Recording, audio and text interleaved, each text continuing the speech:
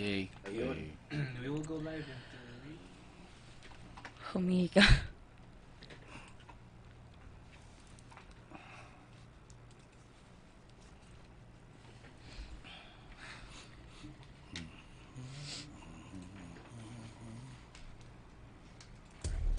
We're live.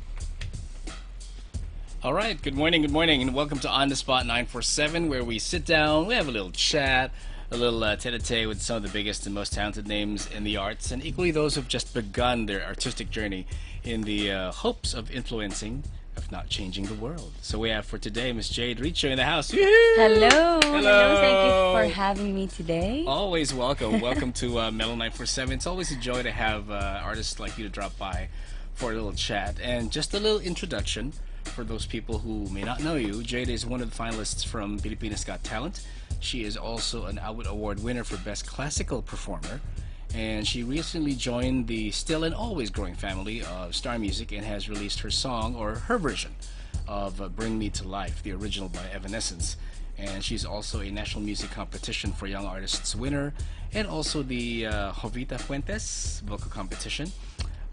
When you hear, Jade, your credentials being read like that, how does that make you feel? Does it give you a good feeling that you are on the right track to doing what you think you're meant to be doing? Yes, definitely. Or does it help you like tweak your musical journey as you go along? It's like, oh, I probably could have done a little bit more of this back then, but I'll do a little bit more of that this year or something. Yeah, I always do that naman, like what I can do better now, especially with our growing industry and very nag-iiba-iba na kasi yung music nowadays, so of course True. we have to adjust through time then. Right. I agree with that one. I want to ask about your earliest musical influences. Now, while classical is admittedly not a genre that most listeners would gravitate towards, and other niche genres like these would normally, because our parents would listen to music that will fall under this category, would they be the reason why this is the genre that you're in? My dad has always been a fan of any kind of music talaga.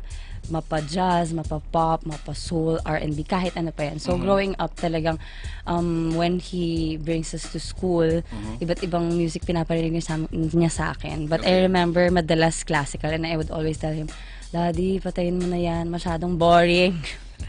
And then ironically, I ended up doing it first year college, and then sa UST, Conservatory of Music. Yay! Sabi niya, try mo Go lang, go Tigers! uste!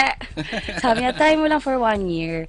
Pero I started talaga na jazz kasi my voice is very low. Pati speaking voice ko din naman very low. And then, nung tinry ko sa UST classical nga, sabi ko, naku, ayoko yan, ayoko nito. Ano lang, I don't want naman na ganun ka-serious. Sabi ng dad ko, Half sem lang ako, tapos alis na ako. adios. So, nag-try ako 1 year, pero nung inaaral ko siya, talagang na-inlove talaga ako.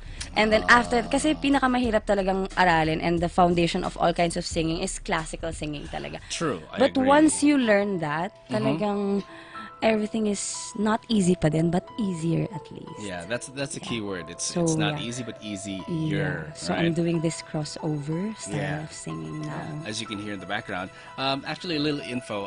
My mom listens to Mario Lanza, and he was the earliest reference for me in terms of classical singing growing up. But I also got to watch Brinterfell. I love Bryn Yeah, Terfel. at I the- watched him live in Yes. Spain. I watched him at the Met. Ooh, so siya fancy. Marriage Figaro. Wow. So, back in the 90s. We have an opera geek here. Well, I have my friends to thank for that. But I was wondering, did you have any female classical singers that you looked up to when you were starting out? Oh, I love Anna Netrebko. Anna Netrebko.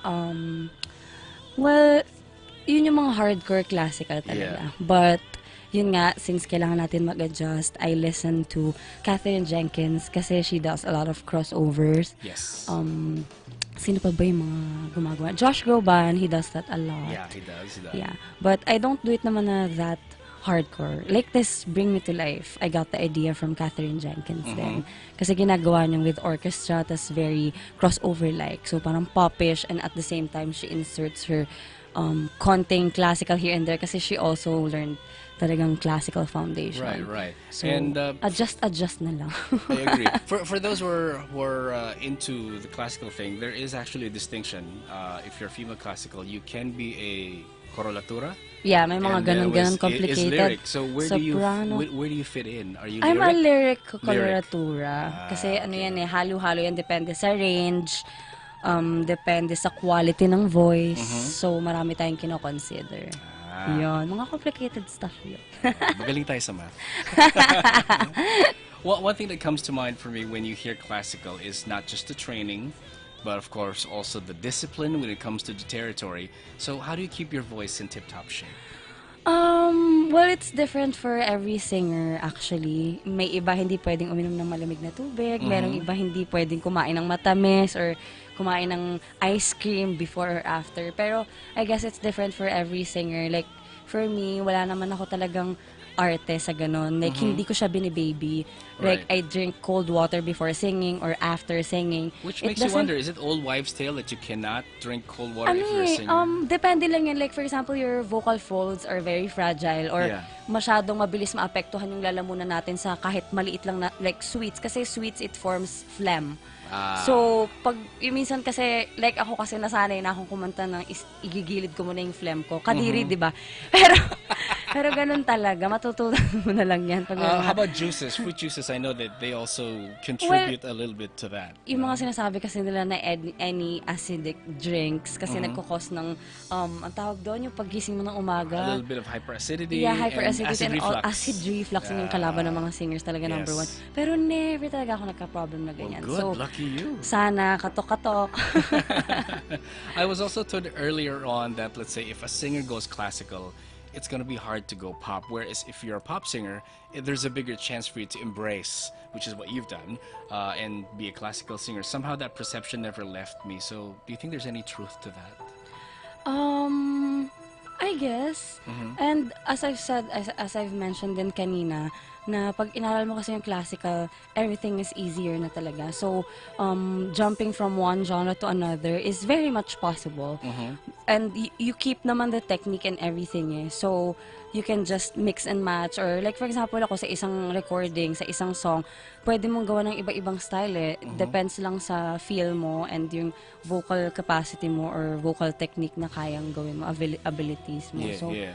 yeah, I think, guess it does. It all boils down to training. yeah, Like this other definitely. artist that I got to hear of, Russell Watson. Russell Watson. Yeah, Dami talaga. his debut CD was called The Voice. I kind of like pegged him as another Mario Lanza wannabe, but after hearing him sing pop, there was no trace of that classical Yeah. training. So I was pleasantly surprised, like he can shift from classical to pop in just that, in just a snap. Tsaka lahat ngayon ng mga classical singers din abroad, nagko-crossover na rin talaga sila. Like si Julio Carreras, Jose Carreras. Yes, si Carreras. Nagigitar na siya ngayon, tapos nagre-record siya sa okay. Instagram ng mga Nice. sarili nilang na-accompaniment. I Tapos probably should kumakanta follow siya him as na, well. follow him on Instagram, Jose Carreras.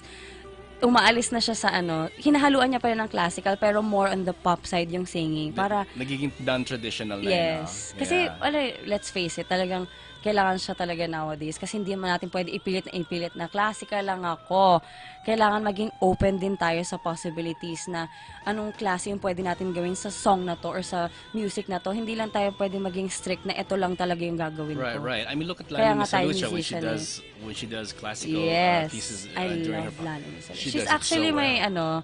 like one of the people I look up to I'm here not sure, is she in the lyric or Philippines. corolatura as well? She's very lyric. Lyric, no? Lyric. Kasi, What is the difference ba for those people who are not in the know? medyo nosebleed.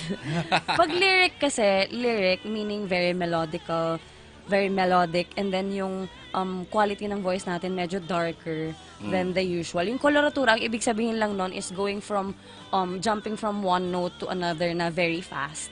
Na Okay. tatat, yung parang mga talon-talon na very high. Right. So does this mean that if you are a corolatura, you are bound to be, you feel that scales are easier to do as I compared to lyric guess, yeah. because of that? Yeah. It depends sa training talaga. So you train according to what your voice is. Parang ganun. You cannot train kunwari coloratura ka, tas you'll train na very hard passages na very lyrical. It will tire the voice talaga eh. So, katulad niyan, meron akong Bring Me to Life. But at the same time, katulad niyan ng, kasi I'm now signed under Star Music sa Yes. ABS-CBN. and we're releasing an album. Pero this was the first song, Bring Me to Life. And then the second one was Anak ni Freddie Aguilar. But I also made my own version of it. So may Which we'll be konting... hearing in just a bit as well. When you perform, let's say, a classical song or maybe, let's say, an aria, do you feel that you have to act out the song from where it was taken from? Let's say, maybe Habanera from Carmen by Bizet. Can you just sing the song for what it is and then not imagine yourself being on stage and playing that character in front of an audience? Kailangan talaga, like every song, kahit pop song pa yan or jazz song pa yan or whatever genre it is, kailangan talaga bago mo kantahin. Kaya nga singers always like focus before they hold the microphone and they look down kasi we have to be in that position or be in the character kasi it's very hard, especially if it's another language. Like Habanera is from Carmen. Yes. Yeah, that's actually for mezzo-soprano naman. Mezzo-soprano is like the soprano and then mezzo-soprano. So yun yung medyo mas mababa pero bigger, much bigger quality.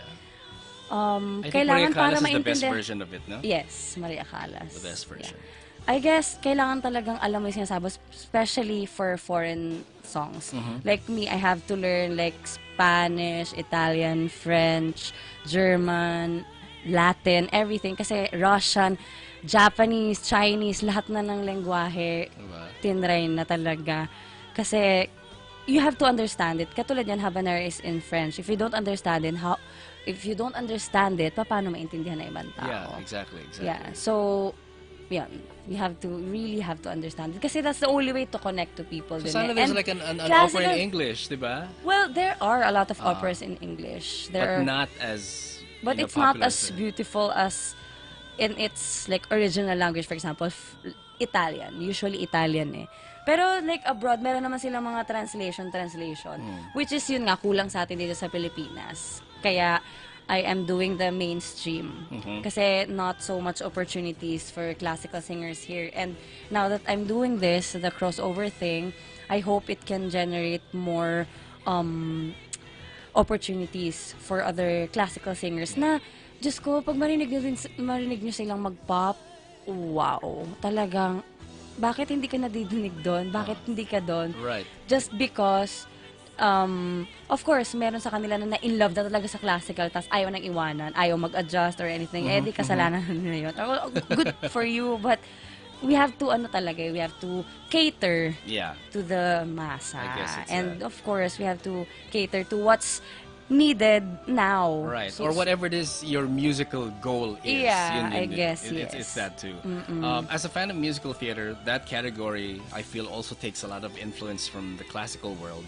Let's say, if you did not go the classical route, do you think musical theater would be your default genre now? No. I like musical theater, but for me to do it, hindi ko masyadong kasing type yung very Broadway na marami masyadong galaw. Kasi, like, what I like about opera is it's very proper, it's very thin. And you can also be, like, whoever you want to be on stage. You have to be the character. Then may mga change of characters. Pero we don't have, like, singers have to, like, dance or have to talk. Usually, pag opera, all singing. All singing, mga ganon. yes. It's a sung-through. So, yes. So, ano siya. I guess, probably, Andrew Lloyd Webber's Fan of the Opera would be the easiest thing to Phantom of the Opera. To gravitate towards from, bridging classical and musical Yun theater. medyo classical singing na yun. Kasi may mataas na yun. Yeah. Pamatay sa skills na yun. But given a choice, do you think, why not? At a chance to play Christine Daae? Yeah. Diba? If Christine, Phantom of the Opera, I was telling my family and my friends and my partner, sabi ko, if I were to do like musical, Phantom of the Opera siguro. Pero yun nga, I think I'm targeting talaga the crossover mainstream for now. And then the others that I really wanna do, I'm gonna do it pagkatapos na ng mga ilang songs na na-release, yung pwede ko na i-insert yung sarili ko talaga. Right. The nice thing about crossovers like that, pop crossovers, is it's a mix between two different artists that you never thought would actually work well together. Sarah Brightman was one of them who I feel was the pioneer of that. Yeah, she actually is. No? and Josh Groban, came after, and then Charlotte Church, Russell Watson. There was also Kathleen Battle, Kathleen who Battle. worked with Janet Jackson back in the Yes. 90s. And Pavarotti din, kumanta Yeah. siya sa World Cup. Yes, World yes. Cup. So, He did. wala namang problema actually pag other countries din. So, kailangan lang natin siya i-welcome dito ng a bit more open arms. True. Well, what do you think? Why do you think this pop crossover works with? Because there's pop, there's jazz, ang meaning lang naman ng crossovers, for example, yan yung anak na kinakanta ko na yan. Makikita mo yung instrumentation, may mga orchestra, may mga ganong konting parts. So, you're crossing over to the original style of the music. Right. So basically, it's a cover. But since I'm doing this na medyo may ilang parts na may tataas na medyo classical type, ini-insert ko yun para that's what's gonna like make me a little bit unique or different. Yun. Also on the subject of crossover, we were playing Bring Me to Life earlier on. I was just wondering, it's also from one of my favorite Marvel movies, Daredevil. So yeah, for people who have an issue with Ben Affleck as Daredevil, magkaka-issue tayo. But was that always a song that you've had in mind to sing? Or was it suggested? No. Hindi ako mahilig sa rock. Rock and roll. Hindi ako mahilig talaga sa rock. But, yun nga sabi sa akin, we have, yung first song natin, kailangan something na very crossover na you cannot sing kasi a pop song right away kasi it won't make you different from other pop singers. So we need like an entrance song na sasabihin nila na anong klaseng yan? Parang what style of singing is that? Bakit parang may mga ganun-ganun sa taas?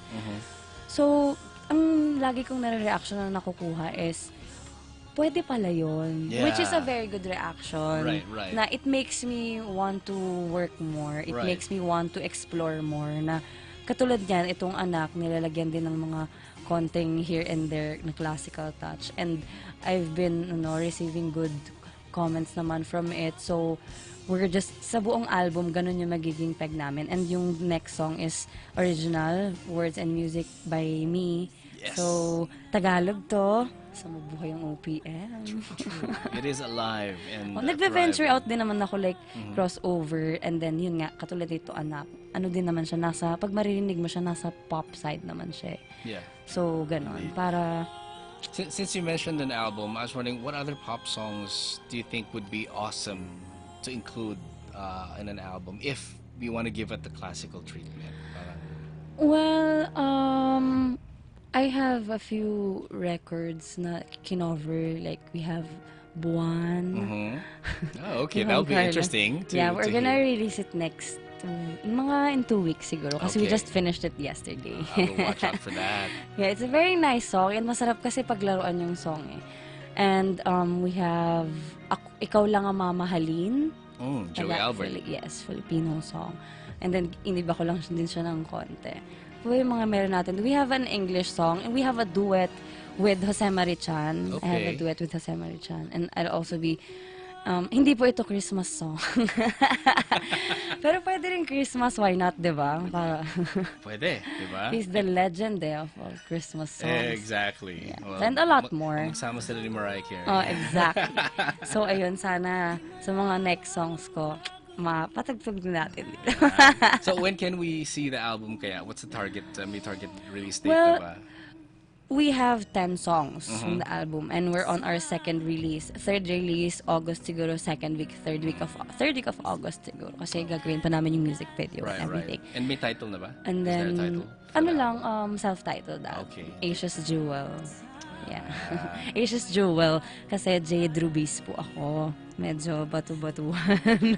So, ano yun, if Jade someone, na rubies pa. so someone goes to watch your concert, may like first 50 na maagang dumating, may libre kayong bato. May libre kayong jewelry. Social. Hindi, wala pong ganun. Walang Time to budget. partner up with someone who can do that. Now, for those listeners who are listening now and they're kind of like curious, like, wow, we didn't think that this was possible. Where on social media can our listeners follow and see more of you Ay, on sige. social media? So, we have YouTube. Ano nga ba yung YouTube channel natin, Porsche? Ha?